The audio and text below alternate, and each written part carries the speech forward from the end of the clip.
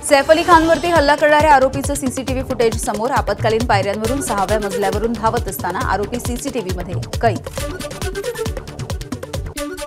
सैफ अली खानवरच्या हल्ल्याचं प्रकरण. अज्ञात आरोपींवरती विविध कलमाच्या अंतर्गत गुन्हे दाखल. हल्लेखोरानं 1 कोटी रुपये मागितले. एफआयआरमध्ये उल्लेख. सैफच्या मुलाची नर्स एलियामाचा जबाब. सैफ अली खानवरती हल्ला करणाऱ्या आरोपीला शोधण्यासाठी 20 पथकं तैनात. मुंबईसह आसपासच्या परिसरामध्ये पोलिसांची पथकं रवाना. सीसीटीव्हीचे 3 DVR पोलिसांनी इमारतीमधून ताब्यात घेतले. मुंबई सेफ नाही असं म्हणणं चुकीचं. सैफ अली खानवरच्या हल्ल्याच्या संदर्भात पोलिसांकडून सर्व माहिती मिळाली. मुख्यमंत्र्यांची प्रतिक्रिया. सैफ अली खानवरील हल्ला राज्यामधल्या कायदा आणि सुव्यवस्था वेशीवरती टांगणारा. नाना पटोलेंची प्रतिक्रिया. फडणवीसांनी गृहमंत्रीपद सोडावं, पटोलेंची मागणी. सैफ अली खानला भेटण्यासाठी आशिष शेलार रुग्णालयामध्ये पोलीस अधिकाऱ्यांसोबत चर्चा सुरू असून हल्लेखोर लवकरच पकडला जाईल. शेलारांची प्रतिक्रिया. सैफ अली खानवरील हल्ला हा धक्कादायक. आदित्य ठाकरेंची एक्स पोस्ट. महाराष्ट्रामधील कायदा आणि सुव्यवस्थेवरती प्रश्नचिन्ह उपस्थित.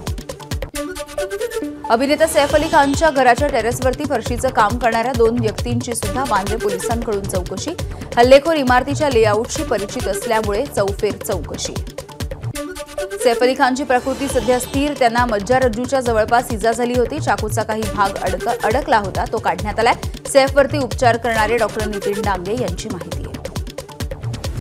कठीण परिस्थितीला सामोरं जात असताना आम्हाला थोडासा वेळ हवाय. अशा कठीण परिस्थितीमध्ये कोणत्याही पद्धतीची अफवा पसरवू नये. सैफवरती झालेल्या हल्ल्याच्या नंतर करीना कपूरची प्रतिक्रिया. वांद्र्यामध्ये सतत अपघात, घोटाळे, जमीन हडप करणं, फेरीवाले माफिया, अतिक्रमण हे सगळं घडतंय. यावरती कडक कारवाई व्हायला हवी. सैफ अली खानवरच्या हल्ल्यानंतर रवीना टंडन हिचा संताप. आंबेडकरी अनुयायांचा आज परभणी ते मुंबई लॉंग मार्च. सोमनाथ सूर्यवंशीच्या आरोपींवरती कडक कारवाई न झाल्यामुळे आंबेडकरी अनुयायी आक्रमक.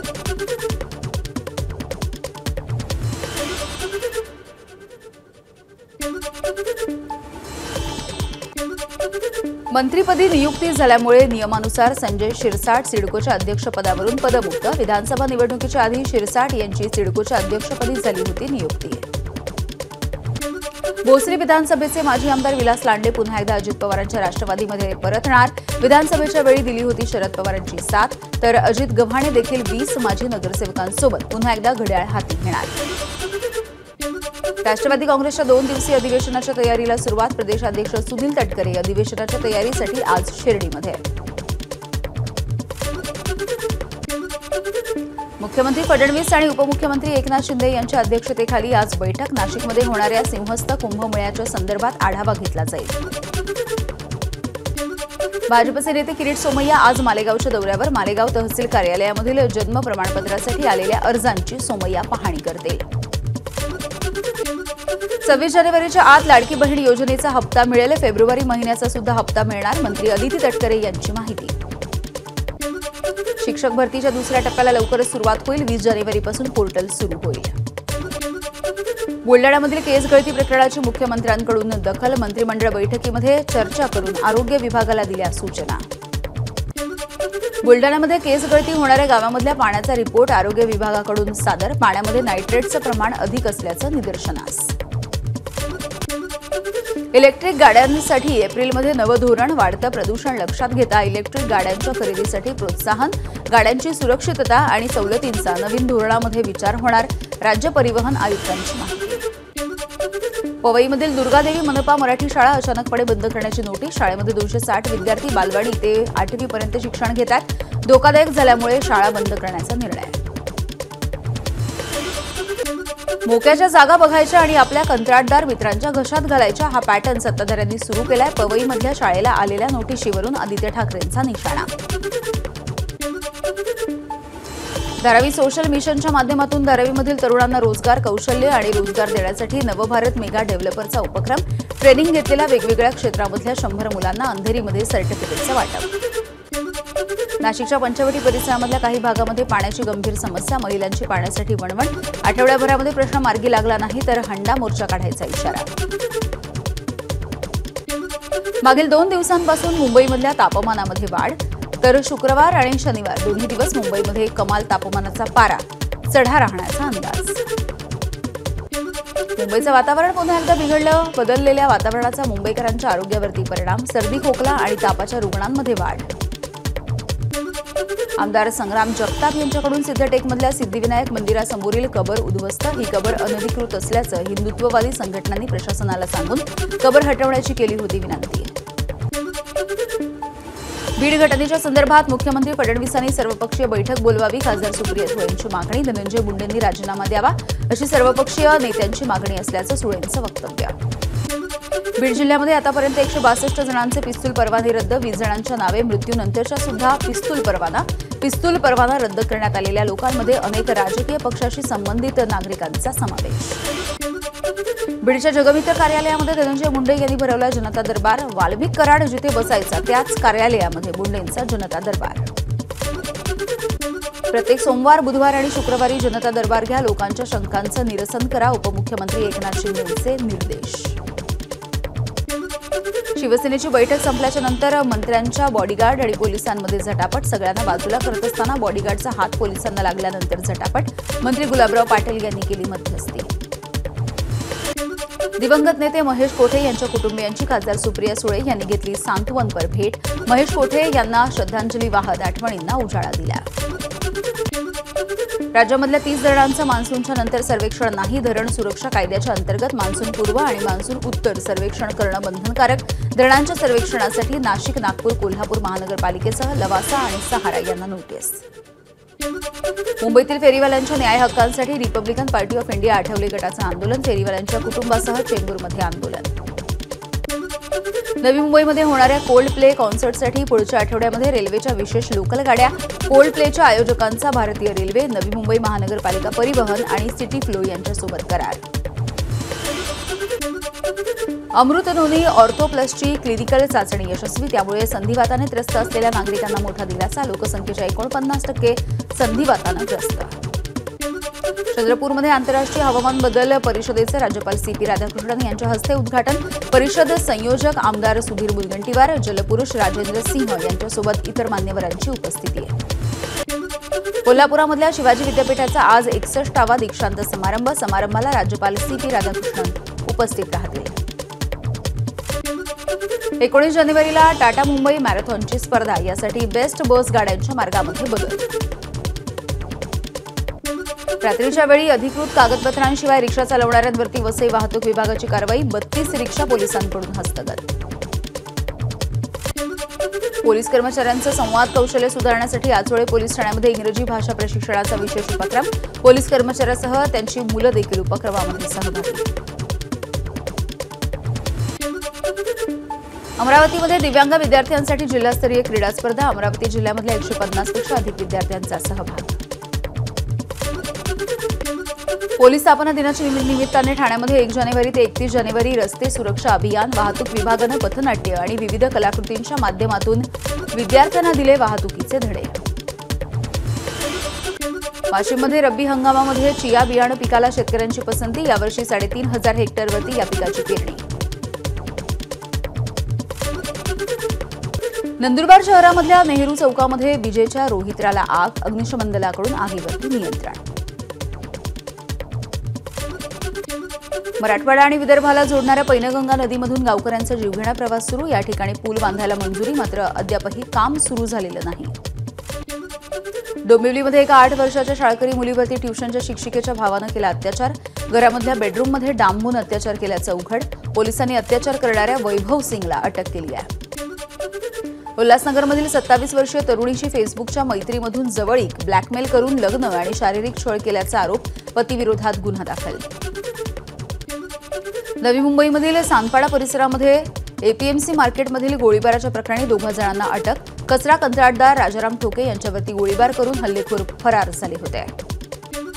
पुण्याच्या चाकण शिक्रापूर रस्त्यावरती भरधाव मालवाहू कंटेनरची 10 ते 15 गाड्यांना धडक. कंटेनर चालकाने पोलीस वाहनांसह 3 महिलांना सुद्धा उडवलं.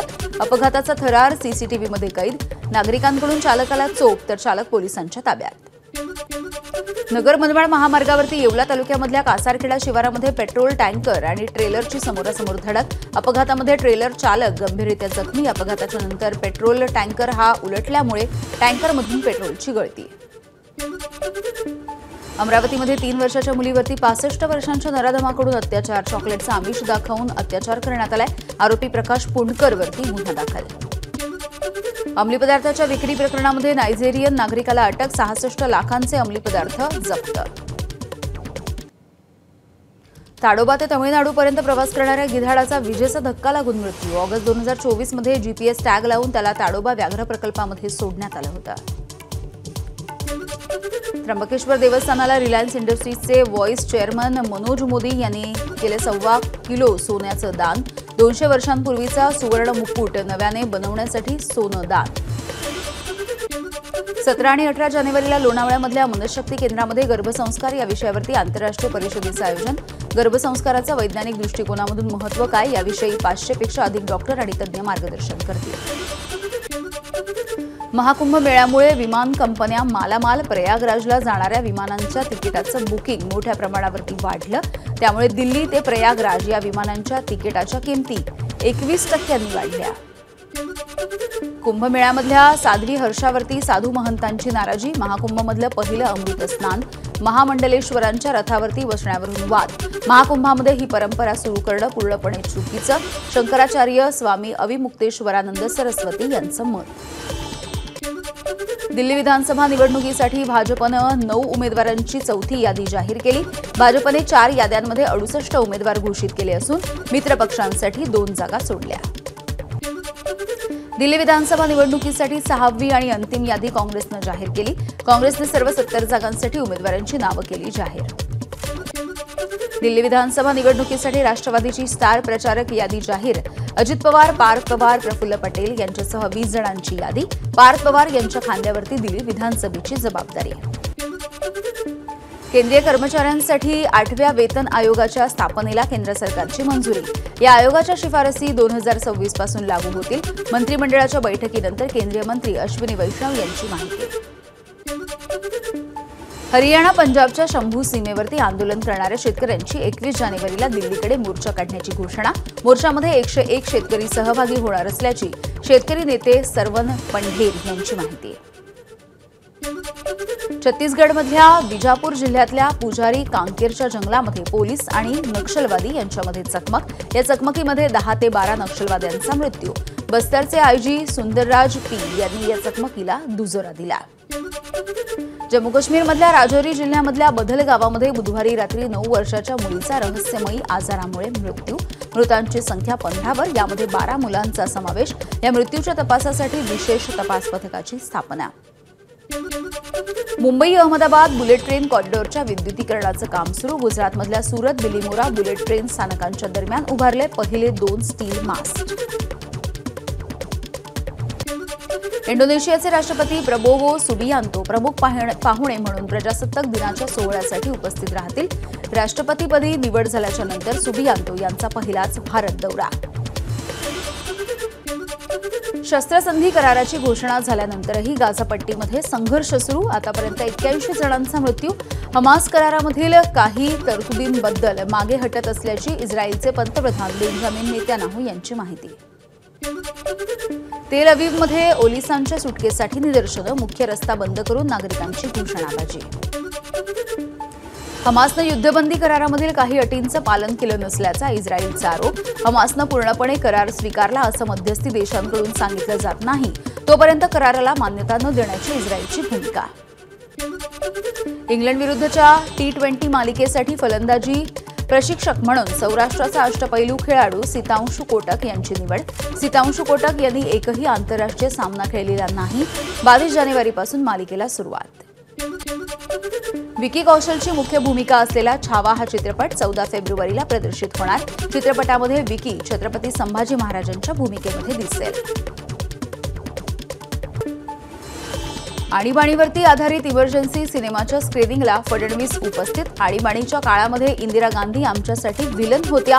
फडणवीसांचं इंदिरा गांधी यांच्या संदर्भातलं विधान. एबीपी माझा, उघडा डोळे बघा नीट.